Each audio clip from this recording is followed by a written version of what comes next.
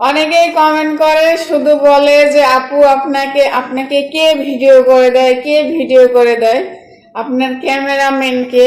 এবং আমি অনেক ভিডিওতে বলি যে আমার হচ্ছে মেয়ে ভিডিও করে দেয়। তো অনেকে বলে যে হচ্ছে আপু তোমার কোন মেয়ে ভিডিও করে দেয়, তোমার মেয়েকে একটু দেখি। তো যাই হোক, আমি আজকে আমার মেয়েকেই দেখাতে চাচ্ছি। আমি আসলে ওকে ক্যামেরাতে নিয়ে আসতে চাই না, তো যেহেতু আপনারা দেখতে চাইছেন সেজন্যই আর কি ওকে নিয়ে আসা। তো এই যে এটাই হচ্ছে আমার মেয়ে, এই হচ্ছে কি বলবো, বড় মেয়ে আমার। ঠিক আছে, ওর বয়স যখন 9 মাস,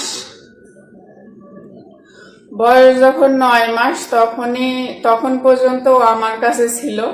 তারপর হচ্ছে ও হচ্ছে আমার মার কাছে থাকতো।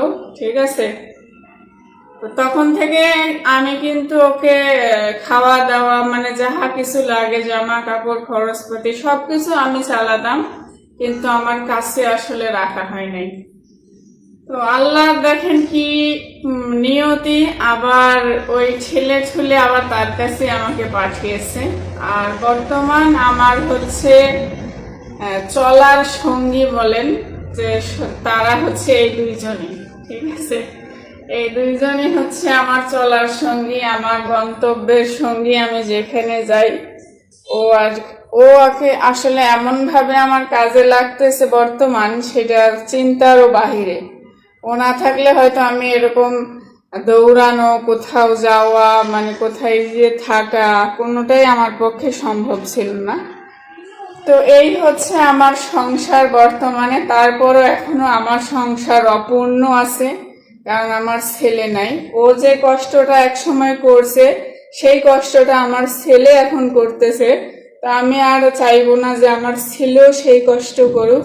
আমি মনে প্রাণে চেষ্টা করতেছি আমার ছেলেকে নিয়ে আসার জন্য। সবাই আমার জন্য দোয়া করবেন। আমার ছেলে আসলেই মনে করেন যে আমার সংসার পরিপূর্ণ, আমার আর কাউকেই দরকার নাই। আমার আমার জীবনে সোনালী দিন হয়তো 5 বছর ছিল। এতটুকু এতটুকু স্মৃতি নিয়ে আমি সারা জীবন কাটিয়ে দিতে পারবো ইনশাল্লাহ।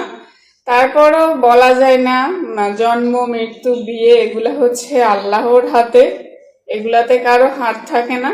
তারপরও আমি যথাসাধ্য চেষ্টা করব আমার এই সংসার, আমার এই 3 বাচ্চা, বাবা মাকে নিয়ে আমি সামনের দিনগুলো ভালো থাকার জন্য চেষ্টা করব। ঠিক আছে, সবাই দোয়া করবেন আমার জন্য। আর আমি আসলে ওর প্রতি মানে অনেকটাই অন্যায় করে ফেলছি ছোটবেলা থেকে। আর বাকি দিনগুলো যেন ওকে আমি ভালোভাবে আগলায় রাখতে পারি, সেই দোয়া করবেন সবাই। ভালো থাকবেন, আল্লাহ হাফিজ।